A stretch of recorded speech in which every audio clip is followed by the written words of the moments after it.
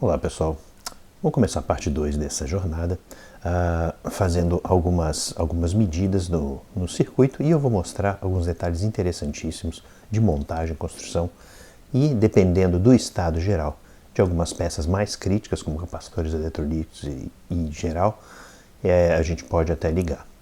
Vamos lá. Bom pessoal, a primeira vítima aqui na realidade é o capacitor variável principal, tá? Totalmente travado. Tá? Tentando aqui girá-lo na mão, mas realmente isso é uma coisa comum. A graxa endurece ao longo das décadas sem uso, né? E aí já viu, então tem que fazer uma revisão geral nesse bendito capacitor. Quanto ao trimmerzinho, né, de sintonia fina, ele está funcionando muito bem, inclusive encordoamento, etc. Então ele está em excelente estado. O alto-falante de imã permanente aqui, né, não está tão mal, mas ele está com marcas aqui, manchas de umidade, tá? Então caiu realmente umidade. Como ele fica voltado para cima, caiu umidade no cone. Eu ainda não retirei, vou ter que retirá-lo, essas porquinhas, mas eu vou dar uma olhadinha, principalmente porque quando eu retirar o chassi, ele vai ter que sair também o alto-falante. Então não tem jeito. Mas lamentavelmente, a técnica de construção não é a mais feliz. O alto-falante para cima está pedindo para ser empilhado em sujeira e porcaria. Paciência. Bom, curiosamente eu estava fazendo uma medida só básica dos capacitores ao longo da placa com o capacímetro do Unity, e um deles que é muito interessante, que é um capacitor conectado na placa da válvula de áudio, de saída de áudio, me revelou que o alto-falante está minimamente funcionando.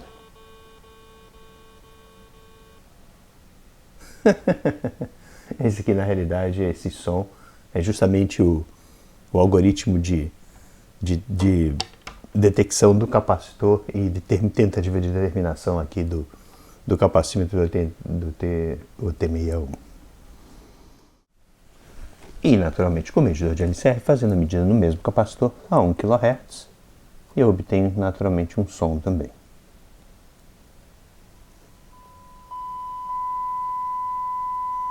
Neste caso, aparentemente, você pode pensar que o capacitor está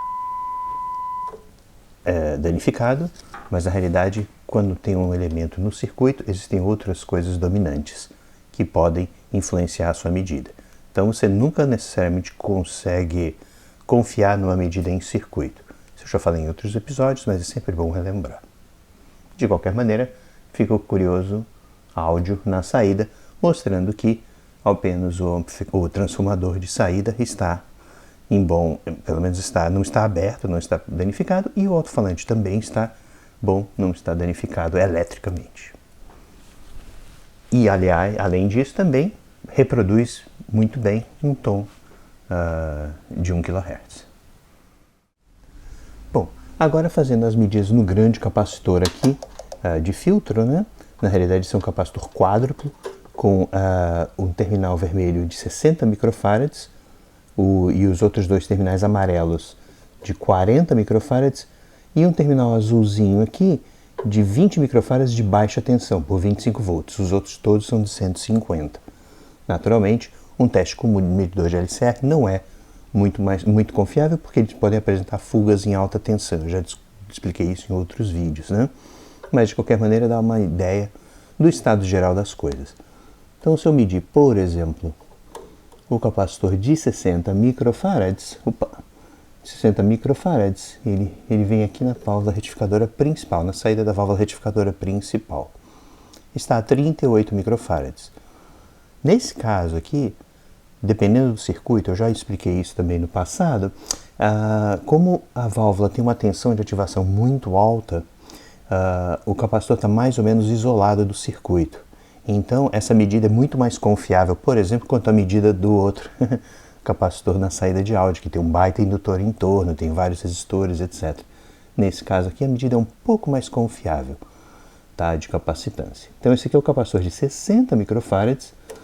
Aí eu tenho o capacitor aqui, uma das seções de 40 microfarads, que está conectada aqui, vamos ver, 38 microfarads também, tá? E a outra seção de 40 microfarads está com, vamos ver, opa, 4 picofarads, não, é que eu não deu contato aqui. Mas vamos lá, vamos ver, 52 microfarads. Então, os capacitores em tese estão bem fora das especificações. Deixa eu pegar o azulzinho aqui, que seria o capacitor de 20 microfarads de baixa tensão. Os capacitores aparentemente estão bem fora da especificação, tá? A 90 microfarads aqui. Esse capacitor está diretamente conectado ao catodo, então da válvula de áudio, de saída de áudio. Então realmente não está da melhor maneira não. Naturalmente, eu posso fazer a reforma, ligar o rádio aos pouquinhos, para tentar reformar esse capacitor eletrolítico, pelo menos minimamente, para tentar fazer o rádio ver qual é o estado operacional do rádio antes de meter o ferro de solda.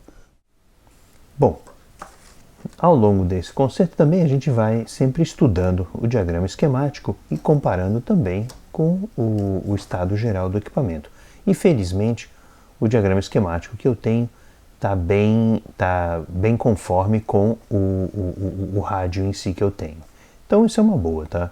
Agora tem algumas coisas que são extremamente complicadas, como por exemplo um capacitor aqui que tem 5 pernas, é um conjunto capacitivo que ele é descrito no diagrama esquemático, eu vou mostrar aí na captura de tela, e ele tem uma série de seções que são praticamente insubstituíveis, tá?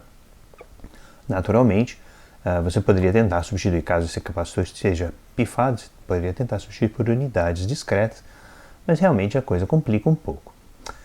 Um outro detalhe muito curioso, também aí no diagrama, é o capacitor, são dois capacitores, C29 e C30, que eles têm aí uma nota, e que eles mostram, uma nota literalmente chamada de gimmick, o que é, como a melhor tradução que eu encontrei seria realmente uma gambiarra, tá?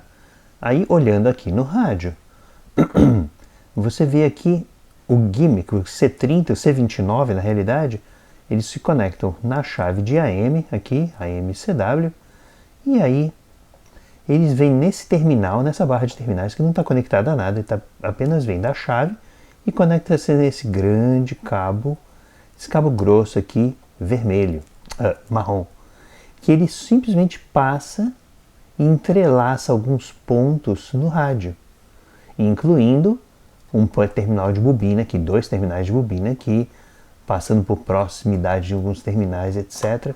E ele chega no ponto aqui, é que eu não sei se vai dar para ver, porque está escondido, mas ele não está conectado a nada, ele absolutamente não está conectado a nada. Eu meço a capacitância deste ponto até os outros pontos mencionados no esquemático, e eles têm uma capacitância de 20, 30 picofarads, ou seja, esse é apenas um fio, um pedaço de cabo que vagueia aqui pelo chassis e é um capacitor de fato, é um capacitor distribuído, digamos assim. Então, provavelmente para permitir diminuir alguma oscilação, alguma instabilidade. Mas se você não presta atenção nesse tipo de coisa, se você não estuda o esquemático de antemão, você faz o conserto, remove esse fio, sei lá o que esse fio está fazendo, tira ele de qualquer maneira e você perde aí a funcionalidade do rádio original, tá? Então muito cuidado nesse tipo de coisa, também posicionamento de componentes, quando você retira, tenta botar o componente mais ou menos na mesma posição, que todos os diversos acoplamentos aqui realmente acontecem, são posicionais, ou seja, as coisas eram sintonizadas quase que na mão mesmo. Enfim, um outro detalhe bastante interessante é que o rádio em si, ele é isolado, a marca da UL garantia que esse rádio era totalmente isolado da rede elétrica. E aí eu explico. Deixa eu mostrar aí no diagrama esquemático. O diagrama esquemático mostra 2 símbolos de terra.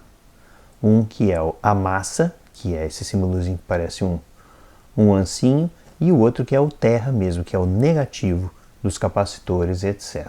Então, esse negativo dos capacitores e de alimentação, que inclusive é o terminal preto do capacitor, do capacitor eletrolítico, ele é o terminal no qual vem da rede direto, tá?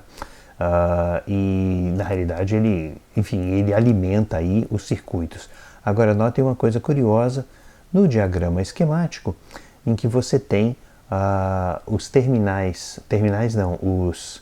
os pontos de terra, por exemplo, da etapa de entrada, são todos conectados à massa, ou seja, ao chassi do rádio. Então isso é bastante curioso. E naturalmente você tem aí alguns conjuntos, como um conjunto, por exemplo, de isolamento, que é esse grande capacitor laranja aqui, juntamente com um resistor de 470K aqui. Eles fazem a isolação, aqui eles fazem a isolação entre o chassi e a massa, e o negativo de alimentação. Então, vários aspectos desses são realmente muito interessantes. Um outro detalhe que eu também vou mostrar aí, na realidade, é o desligamento da chave. A chave liga-desliga, ela, por um lado, ela faz um trabalho interessante de desligar o quê?